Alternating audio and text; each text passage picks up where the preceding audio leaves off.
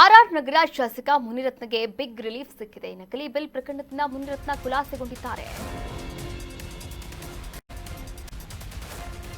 RR ನಗರ ಶಾಸಕ ಮುನಿರತ್ನಗೆ big relief ಸಿಕ್ಕಿದೆ. ನಕಲಿ ಬಿಲ್ ಪ್ರಕರಣದಿಂದ ಮುನಿರತ್ನಗೆ ಖುಲಾಸೆ ಸಿಕ್ಕಿದೆ. ಜನಪ್ರತಿನಿಧಿಗಳ ವಿಶೇಷ ಕೋರ್ಟ್ನಿಂದ ಆದೇಶ ಹೊರಬಂದಿದೆ. ಪ್ರಕಾಶ್ ಕುಮಾರ್, ವೈಎಂ ಮುನಿರಾಜು, ಹರೀಶ್ ಹಾಗೆ ಶಾಸಕ ಮುನಿರತ್ನ ವಿರುದ್ಧ ದಾಖಲಾಗಿದ್ದಂತಹ ಈ ಪ್ರಕರಣ 4 ವಿರುದ್ಧ ಕೇಸ್ ದಾಖಲಿಸಲಾಗಿತ್ತು. ಬಿಎಂಟಿಎಫ್ 2008 ಮತ್ತು 2009 ಸಾಲಿನಲ್ಲಿ ನಡೆದಿದ್ದಂತಹ ಕಾಮಗಾರಿಯ ನಕಲಿ ಬಿಲ್ ಅನ್ನ ಮಾಡಿದ್ದಾರೆ. 2011ರಲ್ಲಿ 3 ಕೇಸ್ ಕೂಡ ದಾಖಲಿಸಿತ್ತು ಬಿಎಂಟಿಎಫ್. ನೋಡಿ, ಸುಮಾರು 17 ವರ್ಷಗಳ ಹಳೆಯದಾದಂತಹ ಒಂದು ಭ್ರಷ್ಟಾಚಾರ ಆರೋಪದ ಪ್ರಕರಣದಲ್ಲಿ ಮಾಜಿ ಸಚಿವ ಹಾಗೂ ಹಾಲಿ ಬಿಜೆಪಿ ಶಾಸಕ ಮುನಿರತ್ನ ಅವರಿಗೆ ದೊಡ್ಡ ರಿಲೀಫ್ ಸಿಕ್ಕಿರುವಂಥದ್ದು.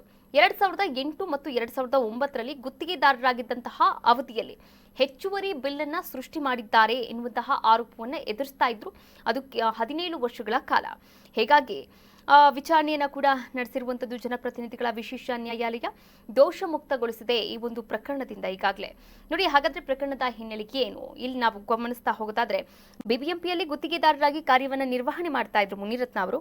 ಆ ಸಮಯದಲ್ಲಿ ರಾಜರಾಜೇಶ್ವರಿ ನಗರ ವ್ಯಾಪ್ತಿಯಲ್ಲಿ ನಡೆದಂತಹ ಕಾಮಗಾರಿಗಳಿಗೆ ಸಂಬಂಧಪಟ್ಟ ಹಾಗೆ 14 ಲಕ್ಷ ರೂಪಾಯಿಗಳಷ್ಟು ಹೆಚ್ಚುವರಿ ಬಿಲ್ ಅನ್ನ ಸೃಷ್ಟಿ ಮಾಡಿ ಸರ್ಕಾರಕ್ಕೆ ನಷ್ಟವನ್ನು ಉಂಟು ಮಾಡಿದ್ದಾರೆ ಅಂತ ಆರೋಪ ಮಾಡಿತ್ತು. ಅದ್ಯಾವುದು? ಬಿಎಂಟಿಎಫ್.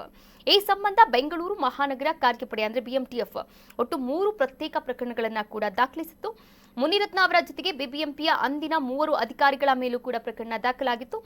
ಇದೀಗ ಈ ಪ್ರಕರಣ ಈ ಪ್ರಕರಣಕ್ಕೆ ಸಂಬಂಧಪಟ್ಟ ಹಾಗೆ ಒಂದು ಬಿಗ್ ರಿಲೀಫ್ ಕೂಡ ಸಿಕ್ಕಿರುವಂಥದ್ದು. 4 ವಿರುದ್ಧ ಕೇಸ್ ದಾಖಲಿಸಿದಂತಹ ಬಿಎಂಟಿಎಫ್ ಕೊನೆಗೂ ಈ ಪ್ರಕರಣ ಏನಿದೆ ಖುಲಾಸೆಗೊಂಡಿದೆ.